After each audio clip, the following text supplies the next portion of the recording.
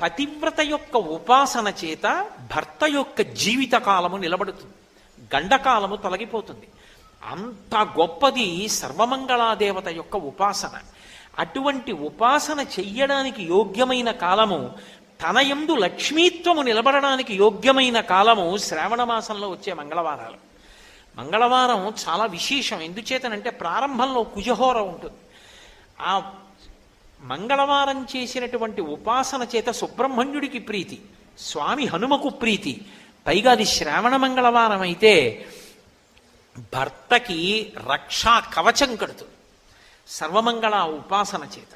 అంత గొప్ప స్థితిని అమ్మవారు అనుగ్రహిస్తుంది. ఎందుచేత అంటే పూజనీయత అని ఒక మాట ఉంటుంది. ఒక ఆడదాని గౌరవం అంతా దేని మీద ఆధారపడుతుంది అంటే, నేను ఏదో కాలక్షేపం కోసమని చెప్పి ఎలా పడితే అలా